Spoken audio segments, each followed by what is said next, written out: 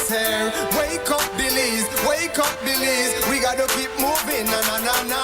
Wake up, Billies, wake up, Billies. Everybody gotta put their time in. Wake up, Billies, wake up, Billies. Voice our opinion, not place your calling. Get up, make every day count. Don't waste it, people. Do your part, play a role, get where you need to. You can tune in from work or in your vehicle. If you got a problem, pick up the phone. Why wait? It's a time calling. It's a show with no matter even if you're at home. Just call in. Double your bed. Wake up, Billies. Wake up, Billies. Another day is here. Wake up, Billies. Wake up, Billies. We gotta keep moving. Na na na na. Wake up, Billies. Wake up, Billies. Everybody gotta put their time in. Wake up, Billies. Wake up, Billies. Voice our opinion, not place your calling. Double your bed. Be yourself, see yourself. This is a show, my people. Billies our hope, so to needless reason. Nobody feel left out, is the vibe we dealing. Let's find a solution. Yeah. Love, respect, selfishness and cooperation. That's how we need to build a strong nation. We are the people to make the changes. We are the changes. WB. And all the things that must be happen and drag out blue skies. And nothing that people get victimized. That's what together for better we got to unite. Billies, yeah. Wake up, Billies. Wake up, Billies. Another day is here. Wake up, Billies. Wake up, Billies. We gotta keep moving. Na na na na. Wake up, Billies. Wake up, Billies. Everybody gotta put their time in. Wake up, Billies. Wake up, Billies. Voice our opinion, not place your calling. Double your bed. Double your bed.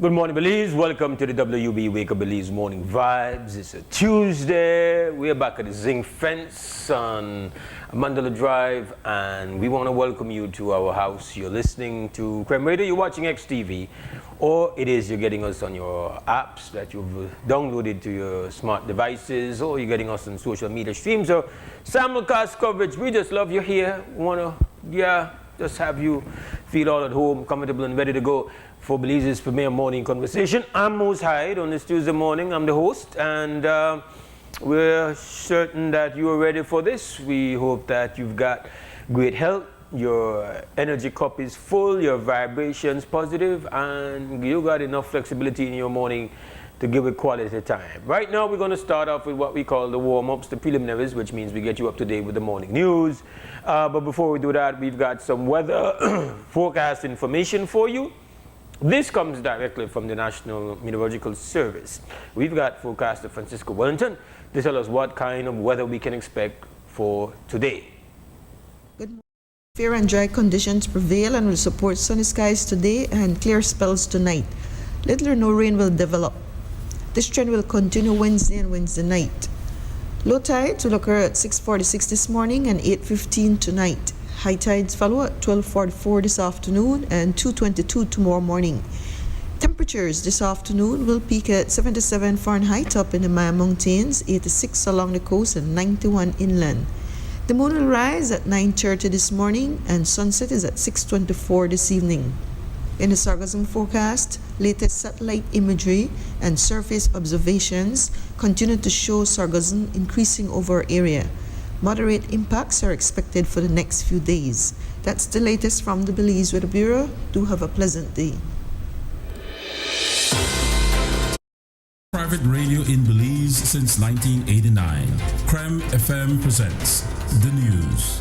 Informative, accurate, current information, local, regional, and international news, weather and sports. And now, the news.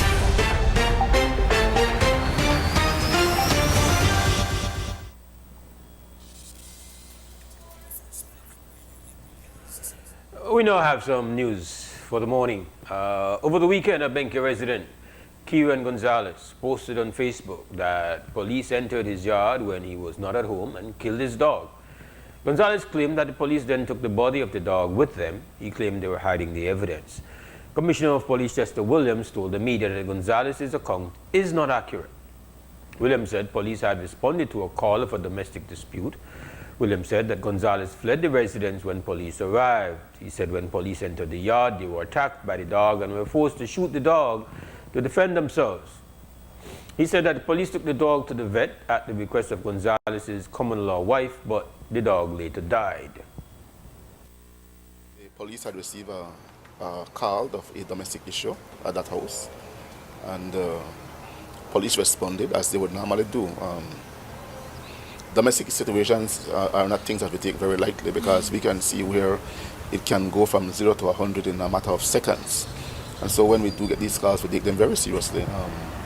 And so the police went there to check into that complaint, and upon the police arrival, the young man who was the subject of the complaint, he ran.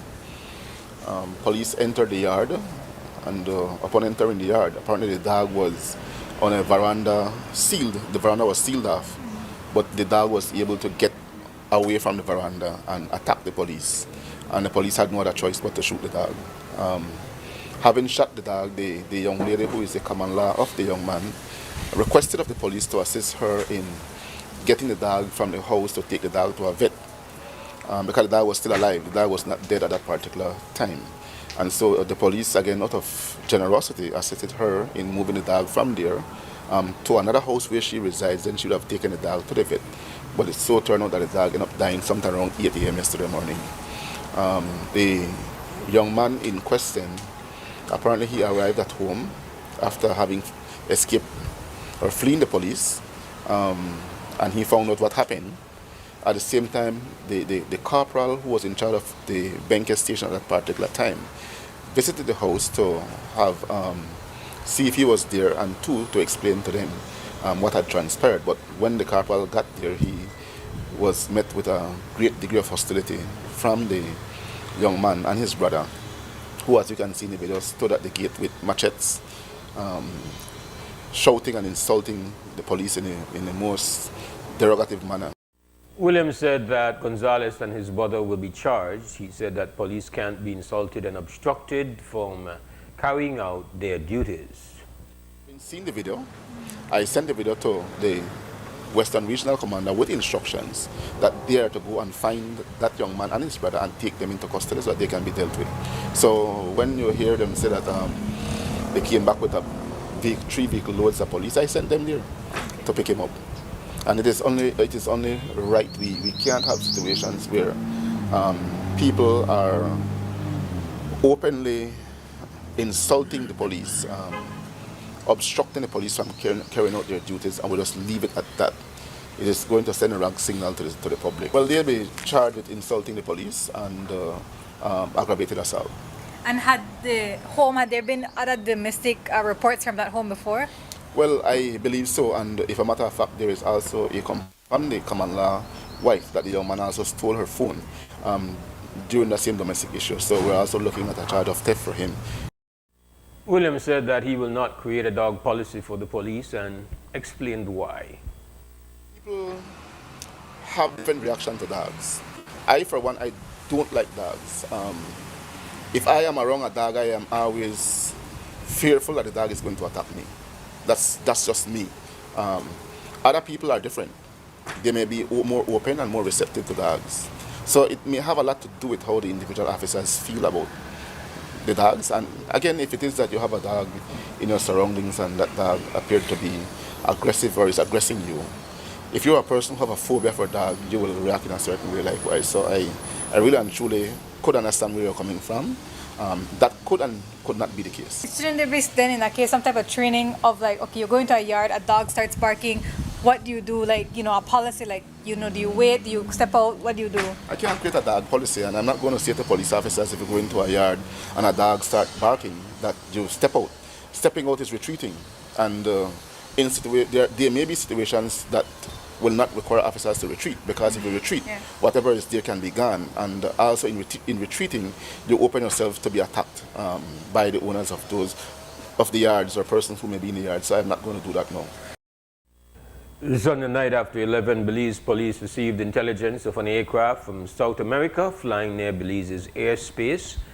It is believed that between 3 and 4 Monday morning, the aircraft landed somewhere near the western border in the south of the country. Commissioner of Police Chester Williams told the media on Monday that it was a small jet that landed in rugged terrain. Williams said that according to preliminary investigations, the plane landed intact but was then deliberately burnt. No cargo was found. Yesterday evening or last night, sometime after 11 p.m., a illicit truck was declared leaving South America coming our way. As we normally would do in these instances, we would coordinate through JAYAC in ensuring that we deploy personnel in different areas that we suspect the plane may likely go and land. We monitor the truck until it enters our airspace sometime after 2 this morning, and it disappeared about 2 miles away from the Belize-Guatemalan border in the south. Our counterparts have indicated to us that the plane landed in Belizean territory near the border with Guatemala in some extremely rugged terrain. And so the BDF did a flyover with the aircraft, and we also send in a jet team comprising of police and BDF to the location.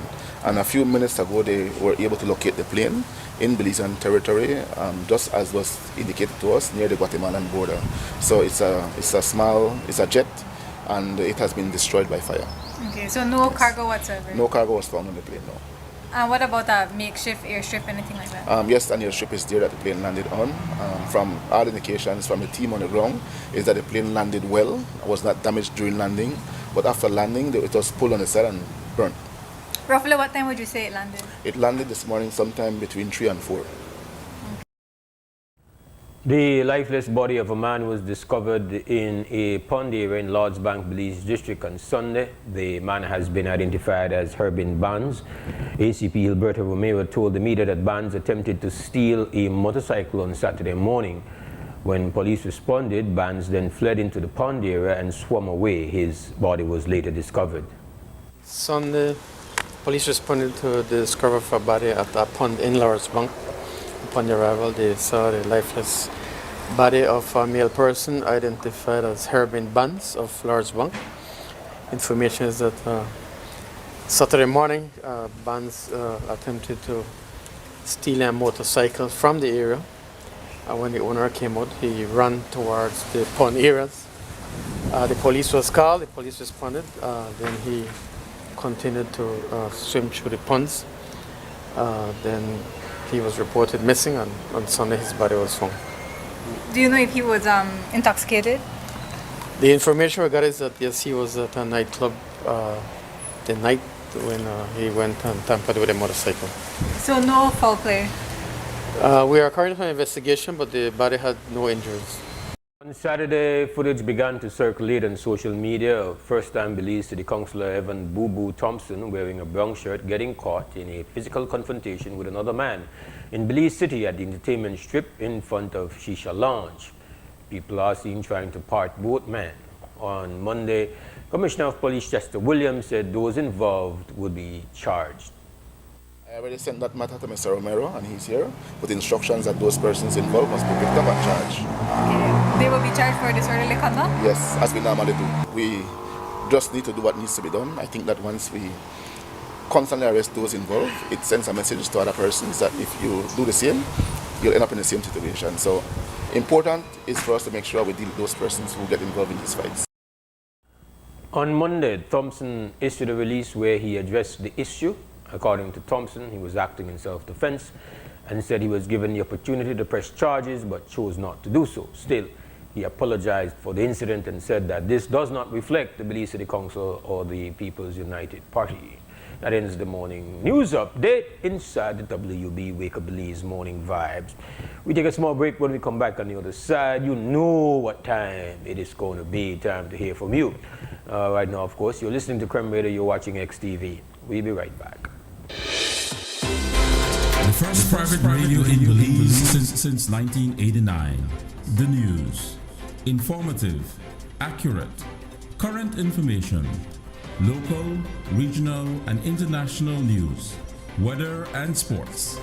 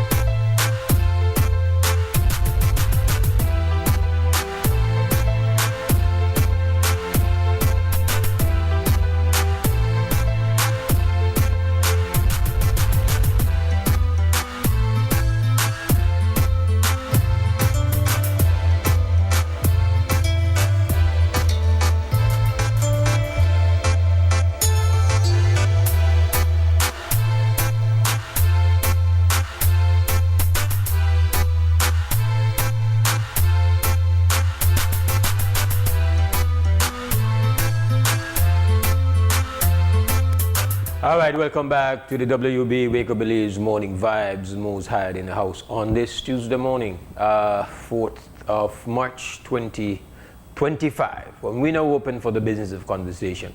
Our telephone number is at 280-5848. Telephone number 280-5848. That's the direct line for you to participate in the conversation, and we don't need to say it. We say it every morning, and we'll say it again. We love when you call.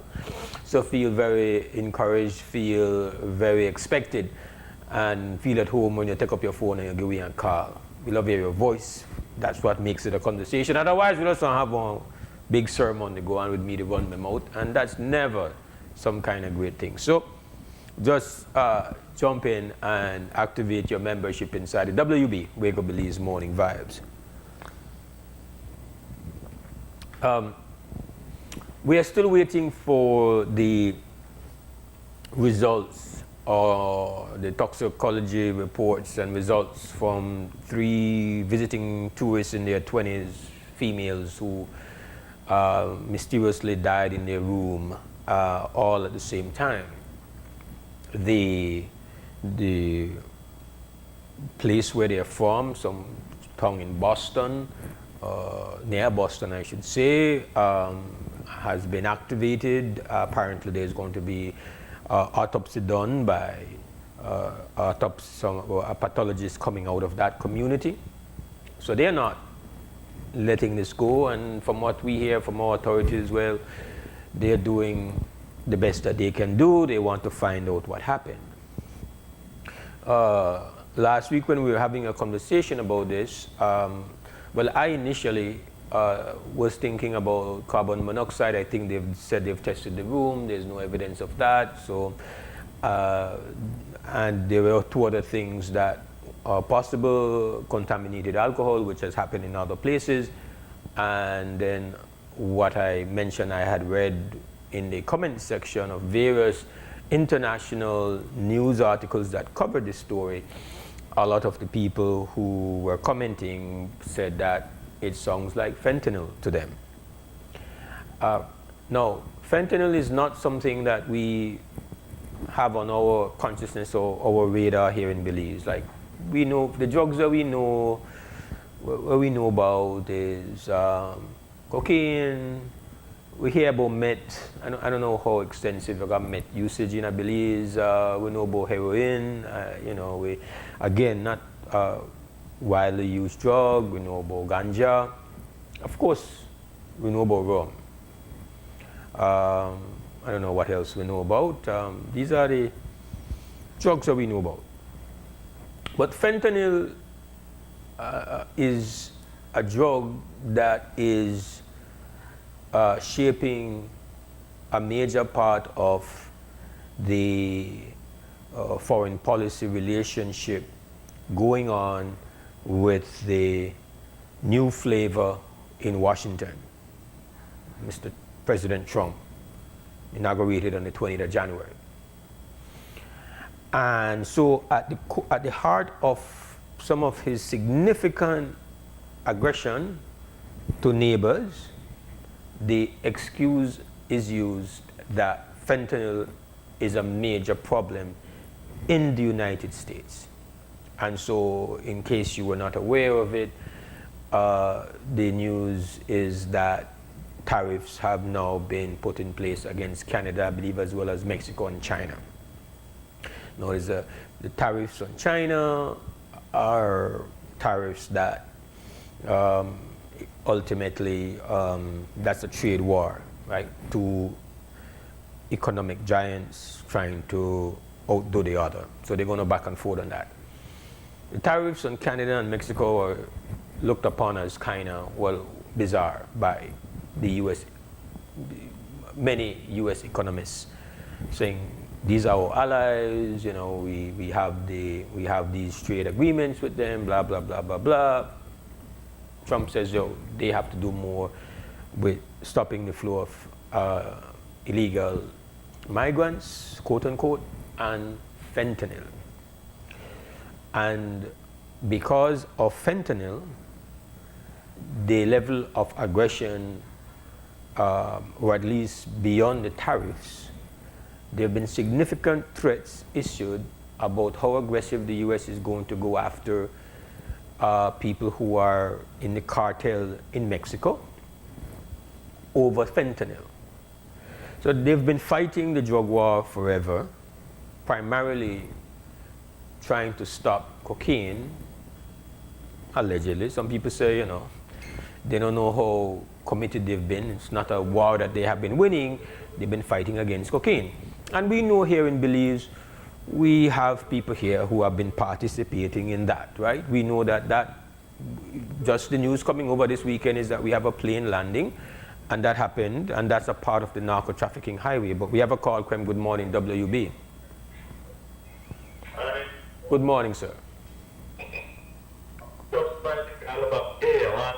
I don't know who, right? But I want to let something to the street too by Albert Temple. Then it's cement the street now.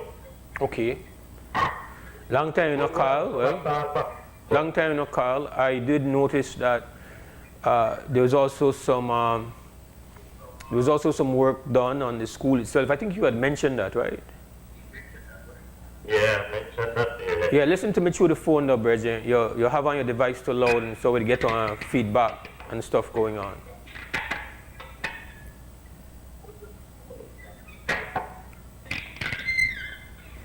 Yeah. Well, that's why I'm trying to city council or central government or whoever to do it. But finally, they listen to it. How many years you call? You call about 2 years on it, right? Yeah. About 2 years. Okay. All right. All right. But for long, I can't remember I tell you the last time in the board of the city council, no, that big election in the half day. No, that me too. I tell you they could have made a fourth election then, but they can't fix the streets, so I recall it being around the time with the city council elections. Yeah, because it would not have happened we were not having that conversation. The last general elections was in 2020. That was it was in the pandemic. We were not talking about it then. But listen, 2 years. Oh, I don't know if it's 2, but 2 years is still a long time, right? So, all right. Give thanks for the call and give thanks for the update. Give thanks for the fact that you have. Again, we don't know how influential your call has been. We know that your call only could help towards getting this result. No. Okay. There's get it done. I'd rather get it done. No problem. Yeah. And I was talking to a local entrepreneur who they were dealing with the street, and he was explaining to me that he had been suffering with the street for a long time. It was really hampering his business, and his clients were all complaining, and so he had no choice. He ended up railing up on the media. And I said, "Boy, well, listen to me. Unfortunately, that's how it works. That if you don't make nice about you, nobody study you. So you have to make nice, right? Make nice. Yeah. All right. Give thanks for the. Well, no, the airwaves meaningless if we don't got voices. We have courage, right? So. Respect for use your yes, man. This is WB Wake Up Belize Morning Vibes, and just like the body, you can call us at 280-5848. And you say, well, we're talking about fentanyl. What we're talking about fentanyl is, again, a couple of things happening. We have, mysteriously, we have some young people die in San Pedro, and again, like we know about certain drugs, right? And some people are very strong against drugs. Some people try all kind of thing. Fentanyl is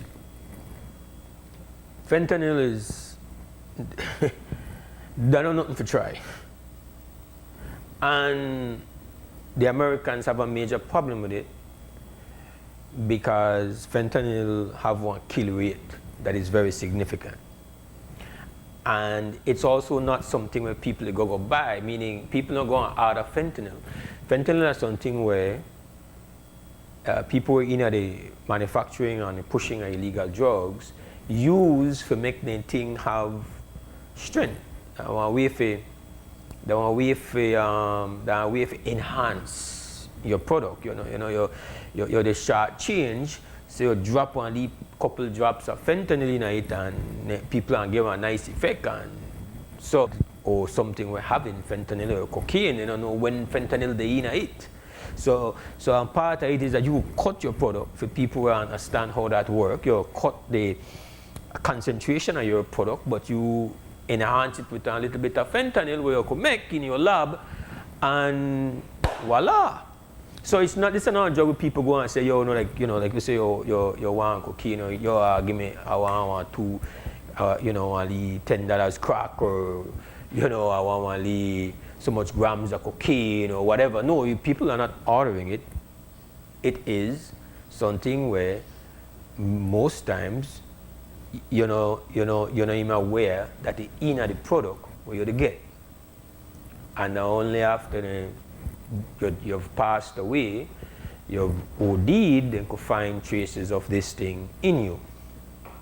The thing is that fentanyl, not like when they had a crack epidemic, well, we know about crack epidemic today in the hood, meaning black communities in the United States. Fentanyl and its most destructive work is going on in communities and in parts of the United States where significantly white. We talk about urban spaces, we talk about the plains and the Midwest, and white people, fentanyl they kill.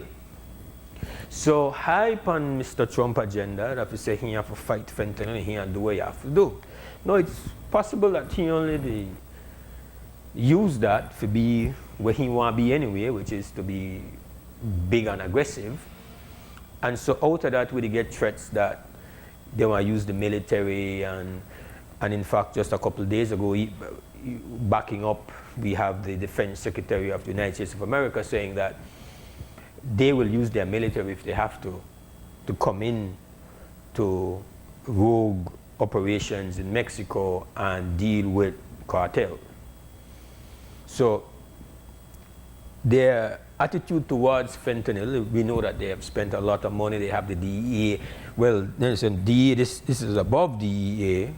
We have put the military against this. Again, here in Belize, we know really fentanyl not the path we mind. But, and I can't imagine that we know have America has had an opioid crisis, but we don't necessarily have that. We don't have people OD and all of that, but it is possible, if not likely, that we have interactions with people who are in the business of trying to see how they can make fentanyl and use fentanyl, because the destination market is always the United States of America.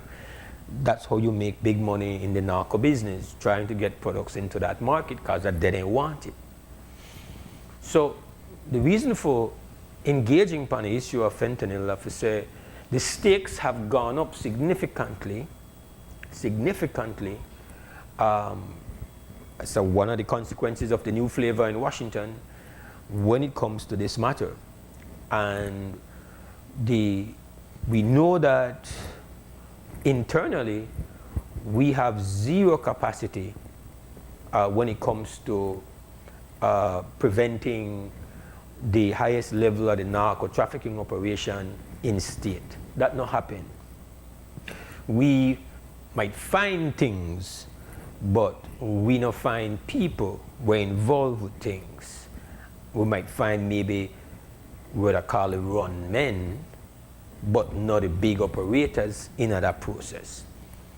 But it's important for there to be a consciousness that the stakes are being increased to a significant level, because the DEA, fairly knowledgeable, fairly, they've been fighting and they've had their success and they have a significant level of resources available to them for fight. And so the DEA is small change compared to when the United States bring in the highest level of intelligence and the military apparatus into a fight. When they bring the drones and the satellites and the CIA operatives, and then they back that up now with the military might and the apparatus to deal with one next level situation going on there. So we have to be concerned about what is going to take place as those screws are tightened in the region against those who have been operating. Right now, they say it's Mexico.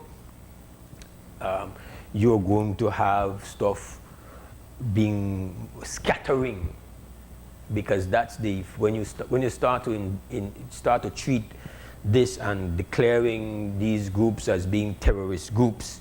That's the level that we are now. So now you're no longer those who are operating in that space. You're no longer having relationships with narco traffickers. You're no longer in a relationship with a cartel. You are now, as categorized by the United States of America, you are having relationships with terrorist groups. So we have to have that consciousness, but we also have to have a consciousness of the spillover effect of these things as you start to becomes harder. And we know that happens. Just incidentally, drugs moving through Belize, going north, we know that we are left with a bit of addiction coming or the spillover from that. We're also left with the ammunition that supports the narco trafficking highway, and we are very well clear on the consequences of those things. The level of exposure to some of these higher grade drugs we have not had. So we have not had what we would call epidemic level abuse of meth or opioids here in Belize. That we have not had that. But we have been integrated in the narco trafficking highway. We are well integrated. We got our credentials in that for sure. We have operatives who are big in that. We have to be concerned about how it is the fallout is going to happen when these schools are tightening, but we also have to have a concern about the actual drugs starting to become a part of our reality. Again, I don't know for a fact that fentanyl is responsible for what happened to the 3 young ladies in San Pedro a couple weekends ago. We have to, of course, wait for the toxicology report to come out. No, it is not, based on what I've read, it's not something that is used to enhance alcoholic beverages. But we also know that around the world, especially in intense partying environments, again, people, because of profit, try spike their drinks with different things so that they could dilute the alcohol and make more money. So that's another possibility, that maybe that is something that is now, we copy everything. We would tend to copy the wrong things before we copy the right things, but we copy. And that's the nature of human beings. Everybody copy, but we copy good, bad, and sometimes we copy bad more than we copy good. So we have to have an understanding that the reason why we are concerned about what has happened and why the results of that investigation are so important is not just because we're worried about our image abroad and how visitors and tourists and potential tourists look at us and how comfortably are coming. Of course, we understand why that is a major concern, because we talk about money and we talk about the well-being economically of the country. But we also have to have an equal concern about the possibility that in-house we are starting to go down new paths of scheming, which again is an amplification of the danger. We understand drugs are bad. Fentanyl, for example, based on what I have read, is like, just so you have a gauge, it's like 100 times more powerful than morphine. Now you understand that morphine is what you use when somebody is very, very sick, when they have something that, you know, in many instances they have a terminal condition. Morphine is used to kind of alleviate the pain. It's one of what you call, that's when you reach morphine, that's where you end up. Fentanyl is 100 times more powerful than morphine. I don't know how many times more potent than heroin. So you're looking at all those things. Again, I'm not mentioning this because, we are having a fentanyl craze in Belize. It's to say that what makes fentanyl different is that this is not something you are going to know you are getting, because it is something that is being used to enhance a diluted version of what you think you were going to go get. And that is a problem, because fentanyl, I think I read somewhere where they say, well, a kilogram of fentanyl good for 1.5 million people. It is very, very lethal stuff. So you have to have a level of consciousness about when you are partying, when you are getting certain things, and we have to have eyes open and a level of alertness for you understand that I feel that until we get, and not until we get, it's possible that there is something else at play here. Again, I really didn't have fentanyl as a possibility when I initially had this conversation about what could have gone wrong, but it should have been one of my top options, or one of my top possibilities that I thought, but it was not on my mind. It's after reading these articles about it and realize that people, especially big countries abroad, they are very familiar with the impact of fentanyl, and therefore they're very familiar with what you'd call is the appearance of fentanyl overdose. They are very familiar, they know people, and they know generally what goes on. We don't have that experience, we don't. And that's not to say we don't have some bad stuff, but this is not something that we know much about. And a lot of the concern about the mysterious death of 3 tourists has been about, well, the impact on tourism. We have to be concerned about everything potentially that they consumed because they were partying. And, we need to just double emphasize this fact that when you're dealing with fentanyl, it is not something that is labeled and given to you as fentanyl. Nobody say, I want some fentanyl tonight. Because most people are very conscious that this is an extremely lethal substance. Nothing to play with.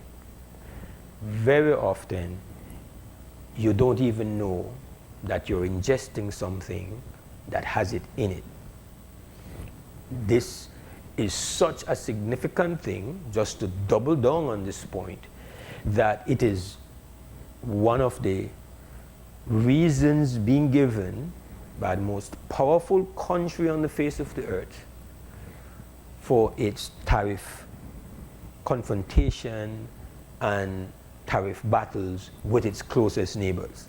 They are so concerned about the impact that it's having. And so we have to be, we got a lot of, again, we have all these conversations about the drug use of our young people, alcohol consumption, and we get a bit of those data coming in. We know that we smoke weed, we know that people who have the resources, they get them cocaine, we know that those things happen. When we're in 2025, we have to have a consciousness and we have to be able to reach out to people to say, listen, you might not be getting what you think you are getting. You might not be getting you might be getting more than what you have ordered. That's the reality of fentanyl.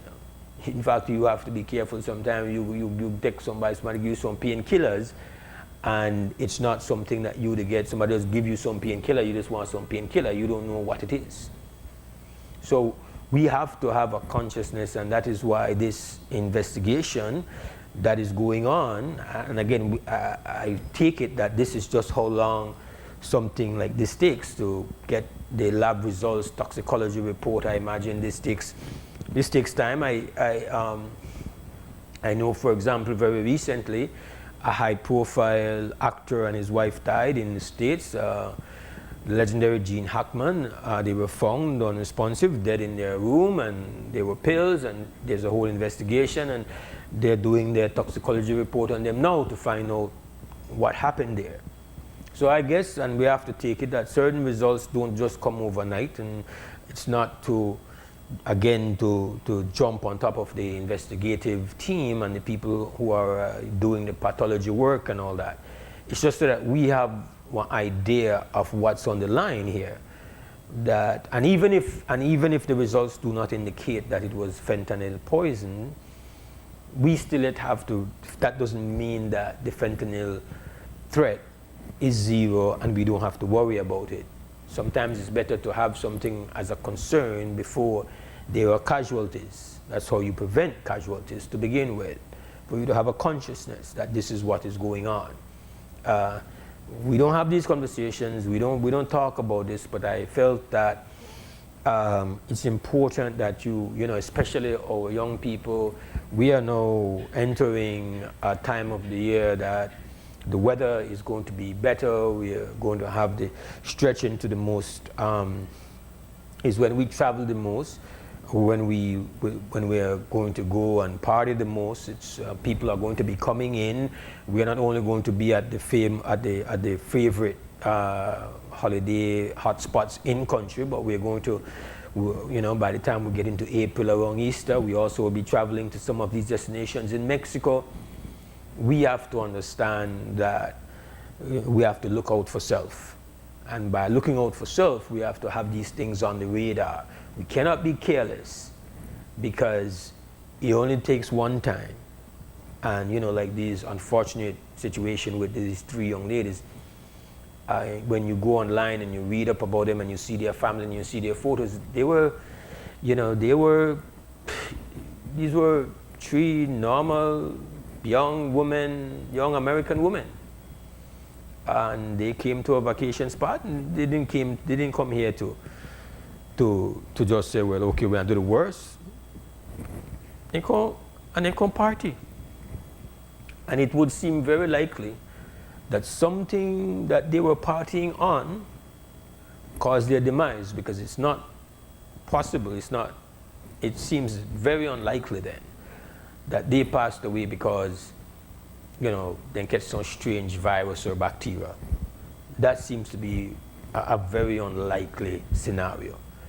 It seems very, very likely that they consumed something which had this impact on them. And while we don't know what that is, it just goes to show that in the moment of your having a good time, you could be exposing yourself to something really, really grotesque. And we are concerned about tourism and all of that. but we have to concern ourselves also about some of the things that we might be consuming that we don't know has in things that are extremely devastating to our bodies. Fentanyl is a very, very serious thing. And it is, again, so serious that you have a situation where policies, foreign policy is being influenced by it. Economic policies are being influenced by it. Not the first drug to do this, but it's the 2025 reality right now. This is the WUB Wake Up Belize Morning Vibes. It's 27 minutes after 7 o'clock. We're going to go to 2 Cents Calm, sponsored by Fort Point Security, and then we take our first break of the morning.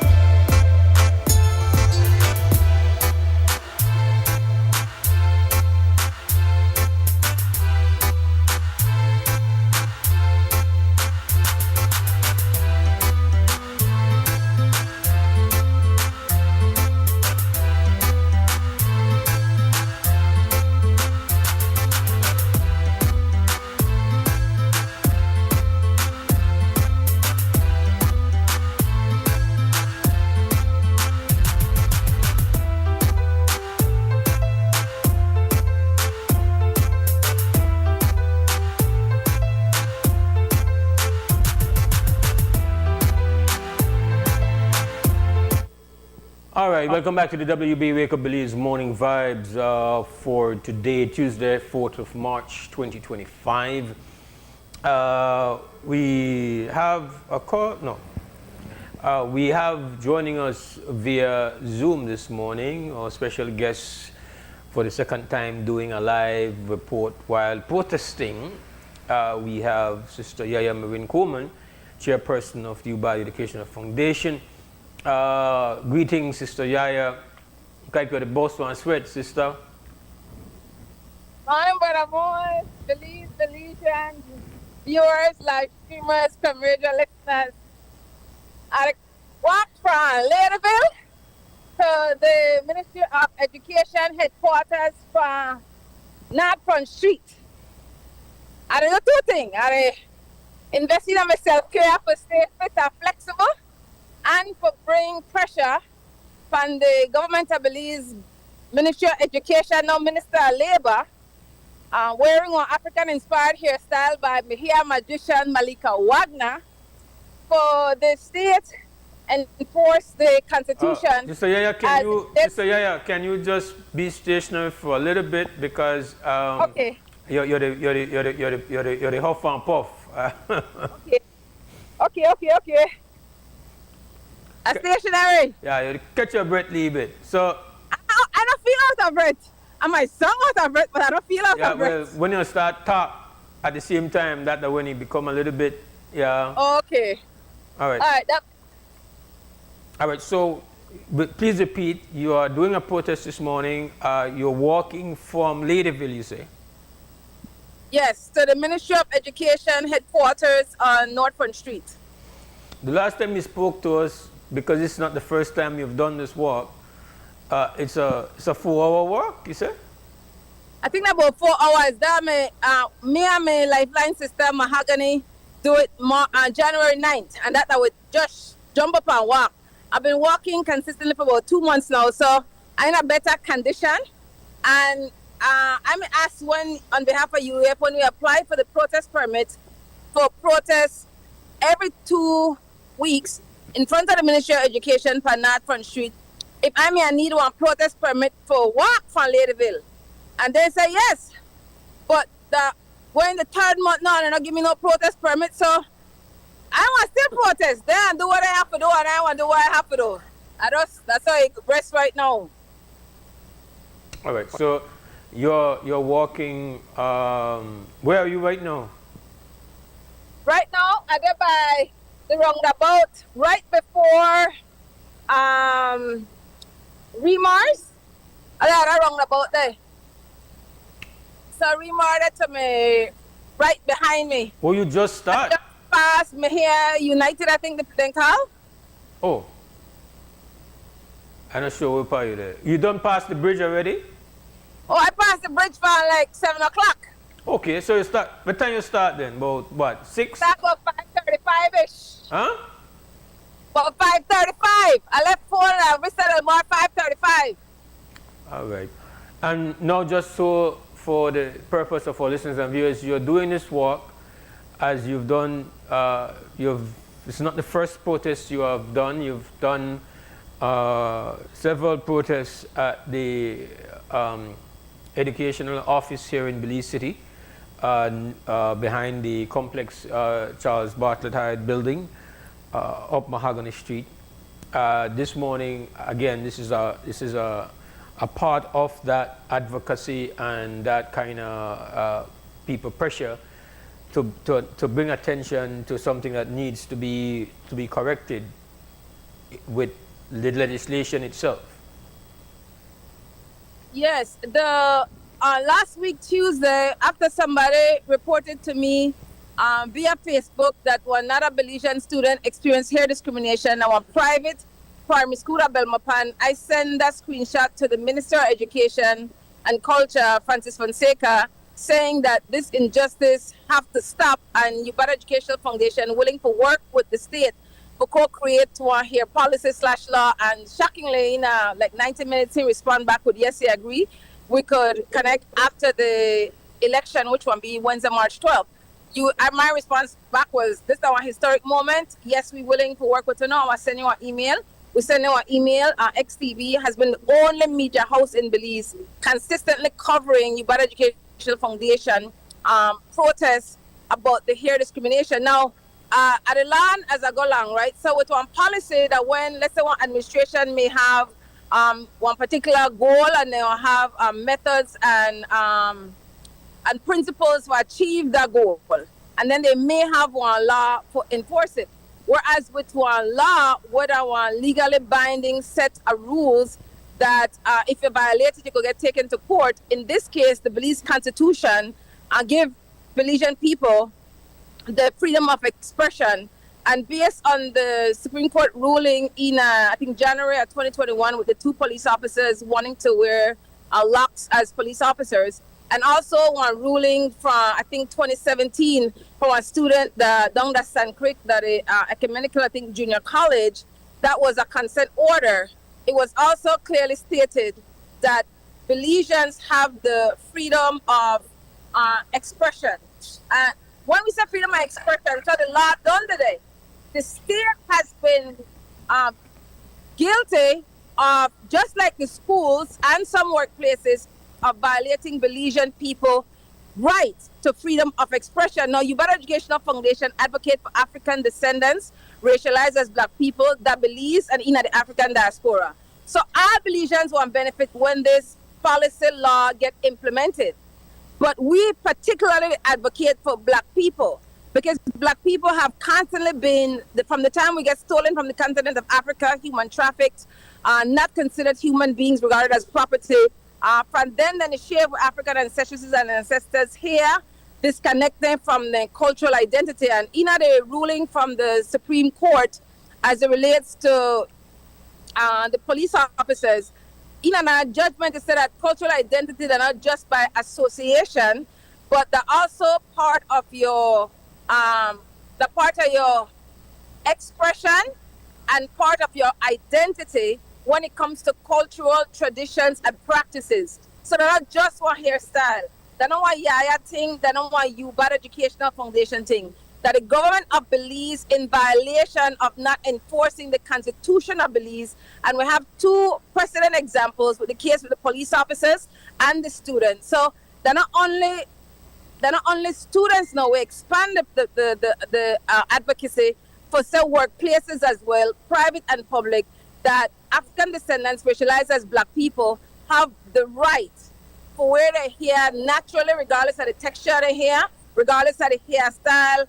African inspired one, like the one I have in right now, braids, locks, any African hairstyle. Nobody enough for the police here and say, oh, that too much, that extra, that not appropriate. Who determines what appropriate is? Who determines what professionalism is? That's our European mindset of beauty. So yeah, that's the way I'm on right now. And I really want to give big respect to XTV for the coverage, and for sure. Now, Mose, let me ask you, when last you hear one protest that I believe and no media house cover it? When last you hear that? Well, the last time you were out there, well, I don't know. You mean, like, repeat the question. When last you hear one media house not cover one protest? You have to have them protest from October 2024 to December 2024 when we're there at the Belize District Education Center, like you said, for Mahogany Street, Southside Belize City. Today is day 182 since UEF to call into WB as a part of education, as a part of the awareness for Black hair discrimination. Not a single media house other than Zingfet Media House. Not one reach out to me. Not one asked for coverage. So I interpret that as anti-Blackness by the other media houses that Belize. They don't got no excuse. Morning. Yeah. So yeah, I ask you, when last you hear media house to cover one protest that Belize? I can't. I don't want to indict your other media house people in the Mose, you know, one side. What's that? No, I can't. No jump to me. Like I can't recall. That's a difficult question. Like Right. First of all, we don't have one consistent protest scene in Belize, right? And from just one mathematical standpoint, you probably responsible for 30 to 40% of all protests, all official protests held in Belize over the last 10 years. And most of them have been, many of them, I should say, majority of them have been as a single person. So I feel that I have seen various reports on letters that you have written. I've seen other media houses. I've seen some that have never shared anything that you have. And I would have said that, you know, it's like some of the media houses maybe will look on you as being a zinc personality, and so we know that people have one tendency for be have a what I call one unfortunate trait of being narrow in their thinking and maybe having any bias against zinc as competitors, or maybe zinc has said or done something that has offended them. Some people are easy to offend. I think there's a mixed set of reasons, and I absolutely would agree with you that there, you know, you have people where don't agree with you on different things that you have taken up, and so they object to it. So I think there are those things going on as well. There is a feeling that the schools, unfortunately, I think it is a flawed thinking that the schools have a responsibility for setting their rules, and if you're going to the school, you're supposed to abide by the rules. Yes, I think that understanding rules and respecting rules and understanding that the school environment does have a responsibility to have in place its regulations. We understand that a job site has a certain responsibility to put in place regulations. The problem is when those violate your basic human rights, then those are not rules that can be countenanced. They're not rules that we can accept. They have to be challenged. It is not challenging whether or not rules are to be respected. It's challenging the fact that a violating rule, a discriminatory rule, has to be taken on and has to be challenged and has to be rejected. That's what you're saying. It's not about whether or not an administration that is dealing with a school has to try to create a place where there is commitment and there is understanding and order. You have to, like if classes are to begin at 8 o'clock, we understand classes begin at 8, and we are not going to have a student say, well, I feel like going to school at 8 o'clock is a violation of my human rights. No, the school comes in at 8, and we will respect that. So it's not a problem with rules, it's a problem with rules that are violating human rights, that are discriminating, and that is what we're objecting to. Some people, unfortunately, have not been able to differentiate those things and to make them separate realities. Instead, they create this false argument, which that's not what is being protested. That's not what we are pushing against. And then there are those who maybe will use that little thing to hide their natural own discriminating view, which we know people have. We know that people have their own personal bigotry and discrimination as it relates to black hair, and we know that that is also legitimate and real. So we can't pretend as if though that's not a part of the problem as well. Thanks, Mose. I appreciate you weighing in on that as you usually do. And then starting today, and we hope to keep it up every week, thanks to a Lifeline sister, Christy Flores, who's also the Master Chief Operator, and one of them at XTV, will create flyers, because we have recognized, especially because of what we just done say, there's a lack of knowledge. Now, we could share the knowledge, and if people mindset or attitude is not a growth mindset, they could read it and hear it and see it and still not willing to sit with it and look at a position that's different from their position and see if you have any merit. And we need to emphasize to those who this work on whose behalf it is being done, that a law is a tool. A law is a tool, and if I give you a hammer, that hammer gives you the ability to build, but the hammer by itself doesn't build. And so you can create a law, you can advocate, and you can actually create a change in laws. But if that is not backed up by people's usage of the law, it's as if though that law does not exist. So you can go and push and say, okay, we have that law. Because even as it stands now, and I think you have pointed it out, while it is not explicit, while it is not specific, the Constitution, we believe that the spirit of freedom of expression covers this, but it is still left to interpretation. It's still left to having to take a matter to court to get that. And even if you are able to make it, change that and make it specific, you can have it spell out in ABC, says this is the law, cannot do this. And it's right there in the books. If somebody accepts and continues to go along and not challenge, not use the tool, it's as if though the tool was never ever provided, that it does not exist. It's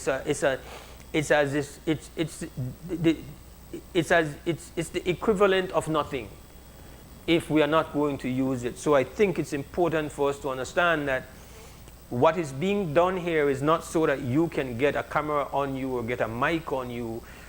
This is not an exercise in vanity. The purpose of having this being shown on TV and being aired on radio is so that people can be along, that they understand the tool, that it's not just a matter of Yaya understanding the tool that we are trying to secure, is that the people on whose behalf this tool is being secured understand the ownership of that tool and for them to utilize it fully. So we want them to know of the existence of the tool. Sometimes people do great work on their own and create legislation that is liberating, but they don't do anything as it relates to having everyday people understand that legislation, so that legislation becomes applicable to them, becomes accessible to them, and we can see where. And we also have another part of this problem, which we see the accessibility to utilizing the court. Because when you create a law, the court then becomes the place where that law is defended. Because I can have an institution and I can ignore a law. There are laws that are being ignored. The government itself ignores laws. We are living that right now. You can have a law and the government says, and it doesn't matter. The only way you can, when you have this tool, to make that tool live, sometimes is for you to have to get to the court to make sure that the court implements the consequences for violating that law. And that's a whole different process. So people might say, well, you get a law, what now? Maybe say that law is put in place, right? I'm going on longer than, I know you have your protest and you're in a sun hat, and I don't want to not be sensitive to the fact that you're in a brawling sun.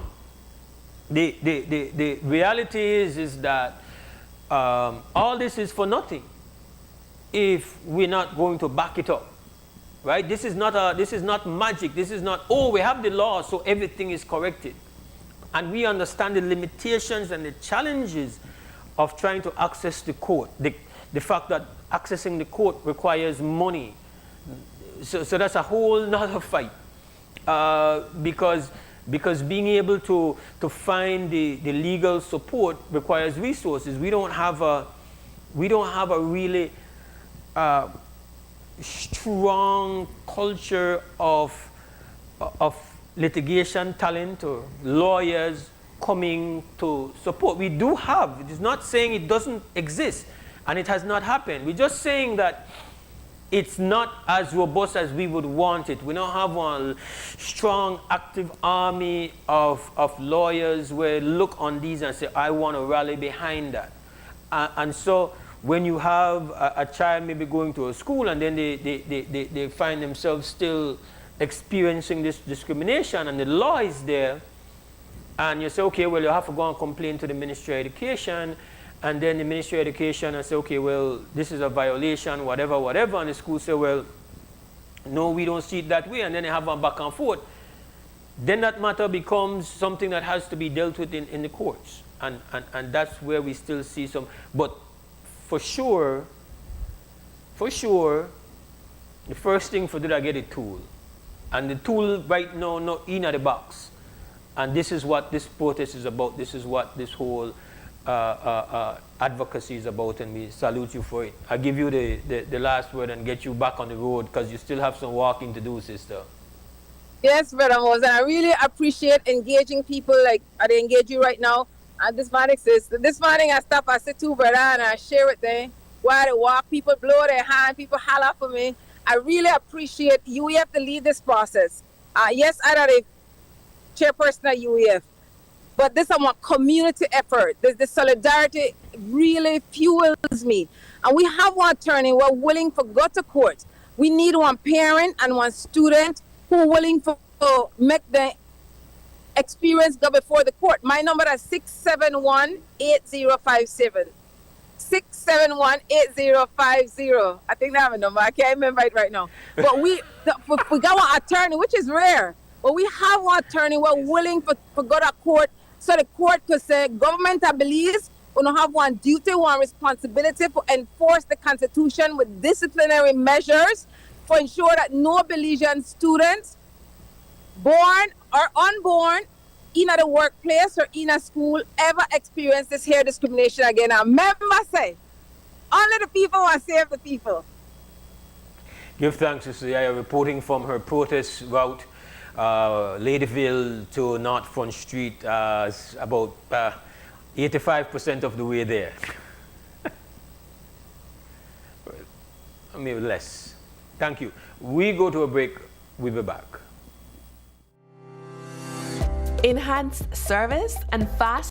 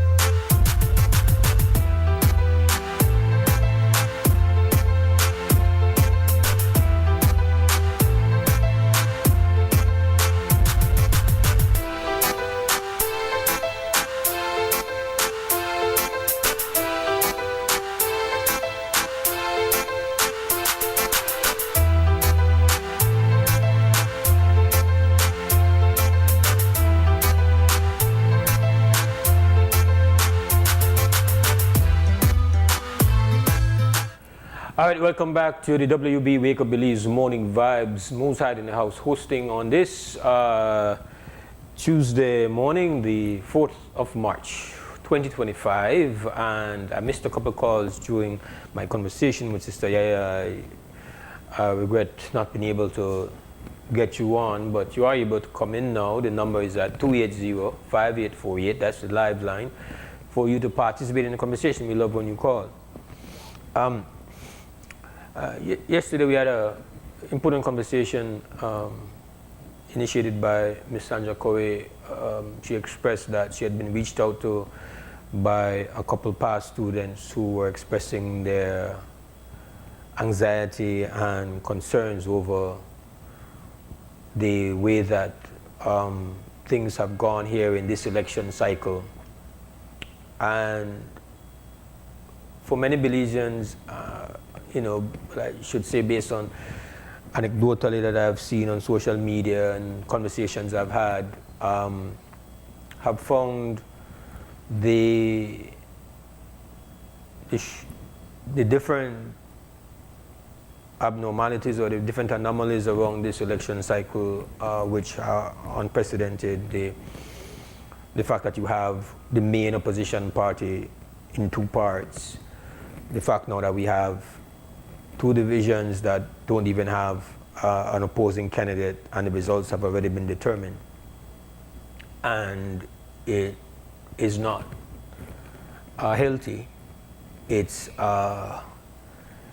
doesn't represent us moving to a more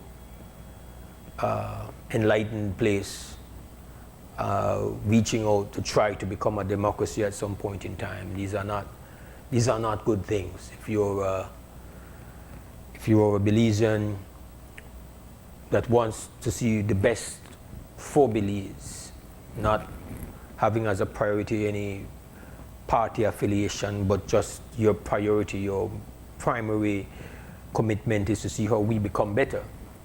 These are troubling realities. One of the things that is beautiful about the body's immune system is that when it encounters new adversities, it has a very difficult time. And as we've seen with the COVID pandemic, at times it loses. But if it's able to prevail, it generally doesn't forget, and it makes adjustments based on what it has experienced. And the next time around, it is better able to take it on. A natural improvement based on adverse experience. That's the programming within the body's immune system. There's a lot to learn from that. But if we only experience adversity and struggle with it, but we don't make it cause changes and make our adaptations to it so that we don't experience that same level of problems again, then we are really the very definition of dumb. We are living the definition of dumb. And we've had various people point out in the past, and it seemed like just academic stuff. Like, essentially, we've had the same system since 1981. We know. We name Tinker with it. We've had the same system since 1981. And I'm talking about the same electoral democratic process, quote unquote, since 1981, 44 years of doing this. And if we are to judge based on how much we have tried to adjust and change, one would believe that we have come to the conclusion that we have the most perfect thing ever created on planet Earth. We must have found perfection in 1981, the way that we treat the system as if though it doesn't get any better than this. Yet we are experiencing what we're experiencing right now, and we are seeing things happen that we are just like, okay, this is not good. I don't care who you like or not like, you can't say that these are good things, to the point that we have the ridiculous discussion about potentially one party winning 31 seats, which is ludicrous, right? But it gives life to some of the academic discussions in the past and those who have suggested that we should look at the fact that there are many countries on earth who don't use this present system that we use, which is a winner-takes-it-all system. What do I mean by that? Imagine a scenario where you have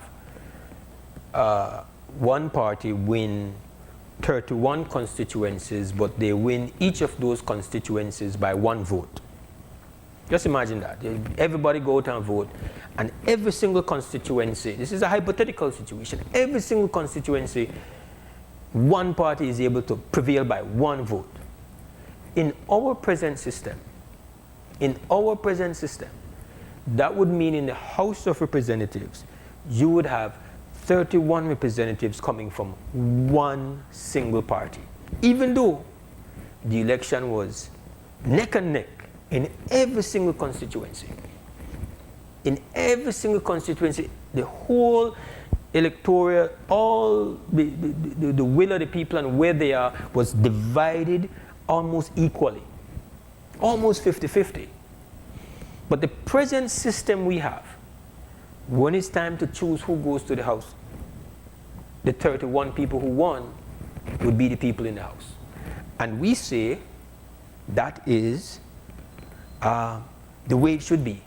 That is the will of the people is being reflected in the House, when reality it's not.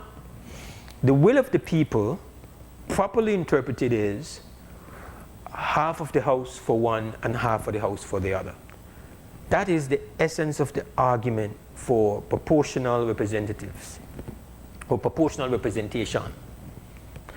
Again, there are different flavors of proportional representation around the planet. All I'm saying, in the spirit of what proportional representation tries to cure, is to get away from this all or nothing approach. It doesn't ensure that you have a great country.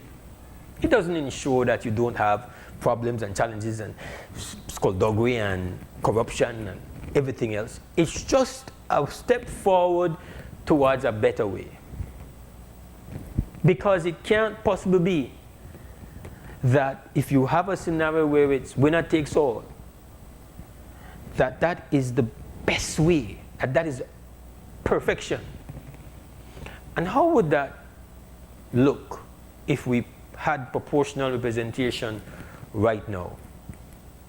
If we have proportional representation, the number of representatives you get in the House would not be based completely on whether or not you have 2 candidates in those constituencies. Because losing 2 candidates in those constituencies doesn't mean that you lose a percentage of voters who would like to vote for a particular party. So proportional representation would mean that the percentage of all votes that were cast would be reflected in who's in the House. So the fact that you have factions of a particular party, essentially you have, for the moment, 2 separate parties, 2 separate orders and 2 separate, but they're fighting over one particular party spot. You would have a case where your percentage of votes would determine who you put in the House of Representatives. Where it would really be progressive, where it would really be empowering, is that then what we have seen over the years is that independent candidates have always been able to get a percentage of the vote. It doesn't matter it's small. Independent candidates, there's always a percentage in, no matter where it is you have had an independent candidate. There is a percentage of the electorate that goes that route. So essentially, in our winner-takes-it-all system, that percentage of voters who don't want any of the above have never been reflected in the House of Representatives. Because again, our concept is winner takes all. The question is whether or not, on seeing what can unravel, seeing how this crumbles, are we still numb and dumb, or do we have the changes, have the conversations that create the changes that makes it a better way the next time around? Again, I'm not the originator of proportional representation. And there are others who have suggested that here even in Belize. But the fact is that many countries around the world, this is their version. And again, it's not as if though this is the best thing.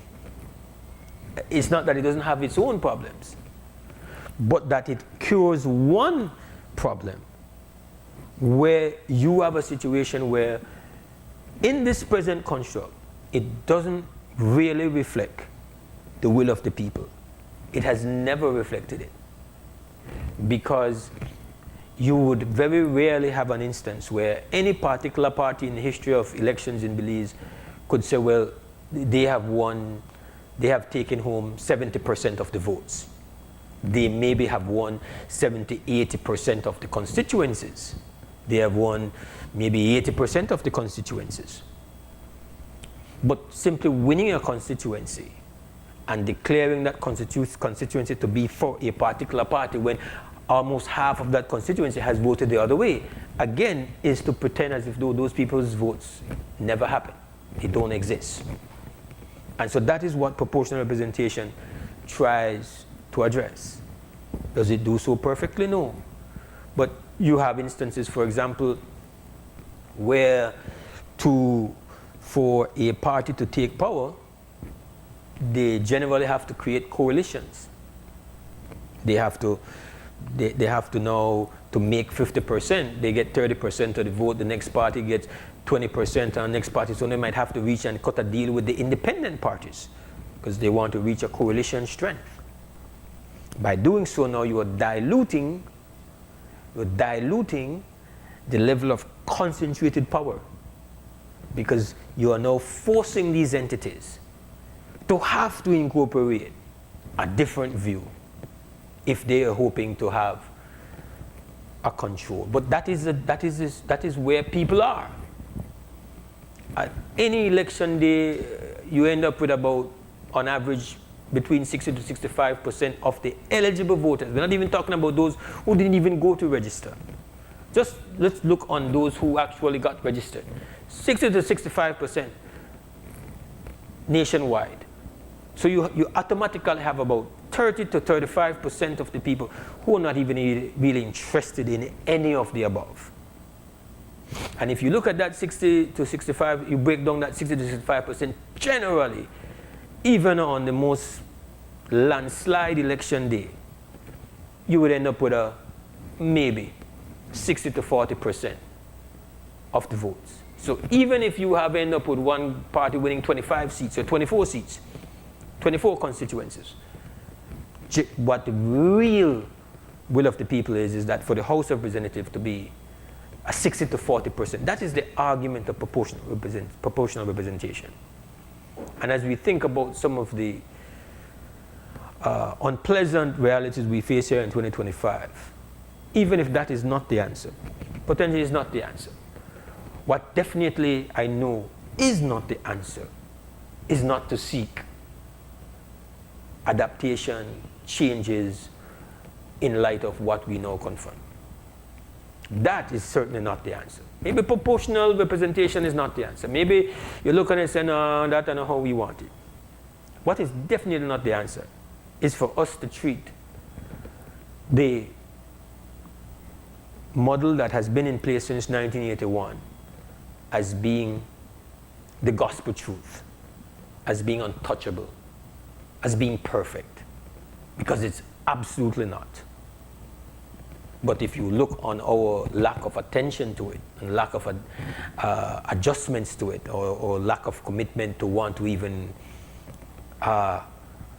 create some kind of step forward, you would have to think our conclusion is that it's the greatest system ever created. It's perfect, it's the best you can get. And we don't have a lot, we don't have the majority of countries don't believe that. The majority of countries deal with proportional representation.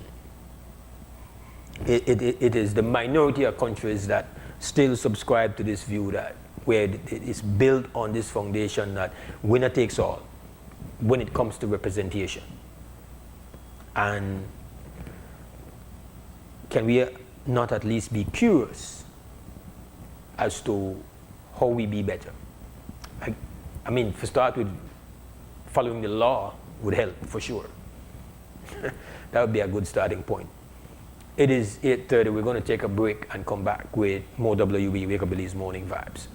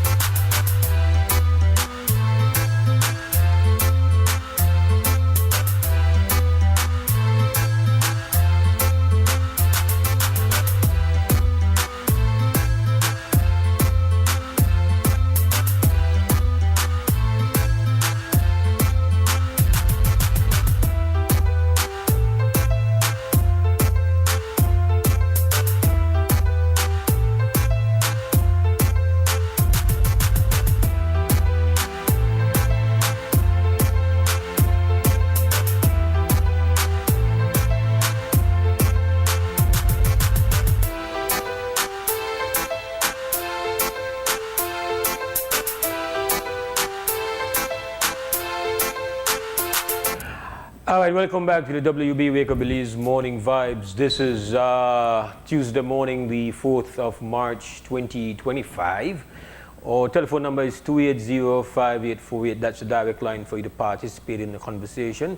And of course, you're always invited, you're always encouraged, and you will always be welcome. Even if your topic, your reasoning is different from where we're at, that means nothing. We're just glad to have you. So please remember that. 280-5848. That's the direct line for you to be a part of Wake Up Belize Morning Vibes. Now, there's a huge tariff war that has been declared. And trade is a kind of war, right? And some of the major countries, manufacturing countries, countries that we trade with in Belize, are gloves off, straight fists, straight knuckles right now. New flavor in Washington, the Empire decide, let's get it on. And it's a whole bit of, you do me this, I want to do that. It's full on, tit for tat going on. Tariffs have been put on Mexican products, Canadian products, Chinese thing gone up 20%. Tariffs, Canada, Mexico, it's on, full out. I say, well, I don't got nothing to do with we. But we probably get everything there from. We no make. We no make. We buy. We purchase. We import. That is the reason why, one of the significant reasons why inflation, the bite.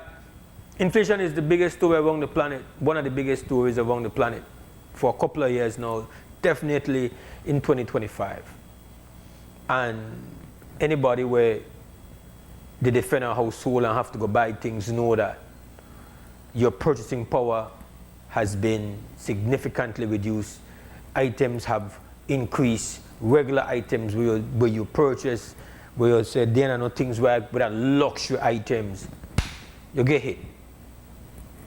No, where part some of them things come from. Where part we purchase, where part the things on our shelves, where part they come from. They don't come from Europe, most of them.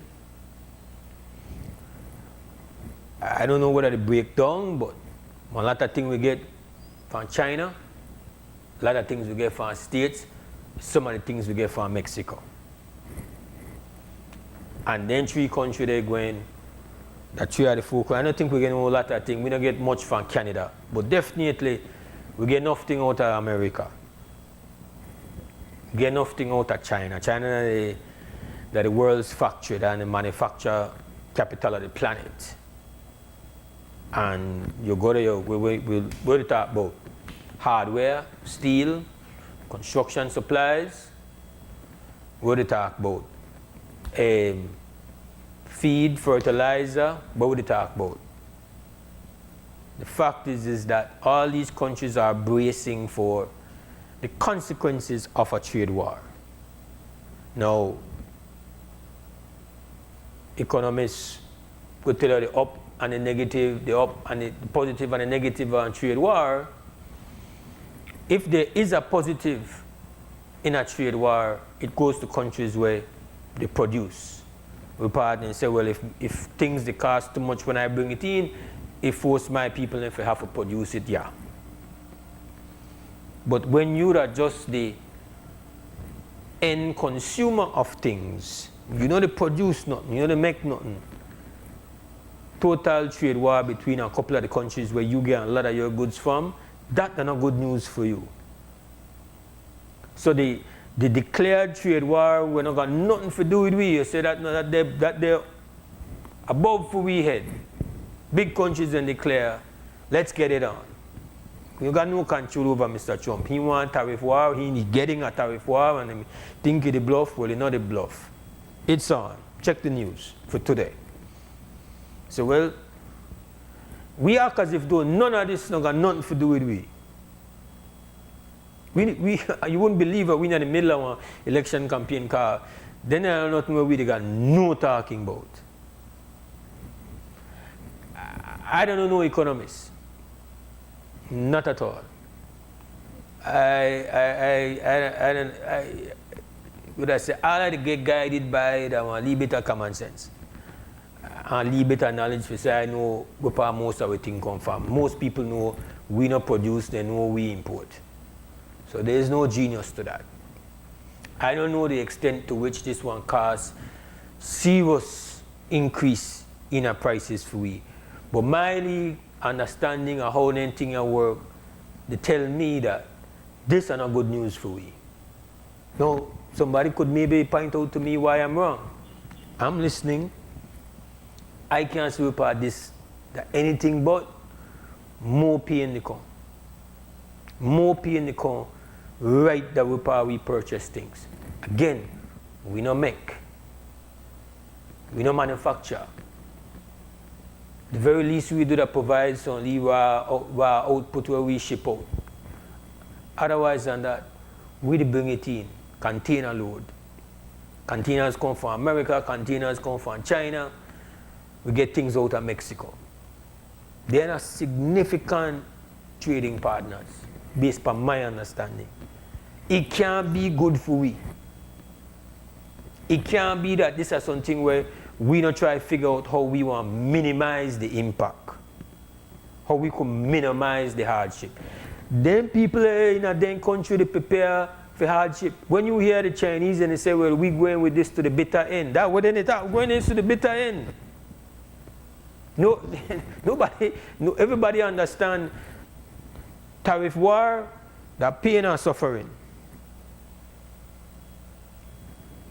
Cost of living going up, cost of goods going up because we are war without. And the who pay the tariff increase? Person where they buy the thing. We can't act as if though, like, you know, we there, you know, the land of Oz, or we there in a Wonderland, or we there in a leave vacuum, and that we don't got no connection. We not the multiverse, because sometimes how we act, we don't alternate universe. We don't have to worry about that. We don't get touched by that. Yeah, bad news. Like, you know, my understanding of economics, that bad news for we. I know they are to worry about, sorry, but I know they are that this topic not get brought up because, well, the Americans concerned about it, or the Canadians concerned about it, or the Mexicans concerned about it, or the Chinese concerned about it, is that we have to concern about it. Unfortunately, we don't make things that we use. We don't make the everyday thing that we use. The ain't plastic cup we make. We don't. We don't make it. We consume, we import. What percentage of the supermarket where you go, you actually could say, then thing you make here. We make pepper? Yes. We make juice? Yes. Where else? We make rum.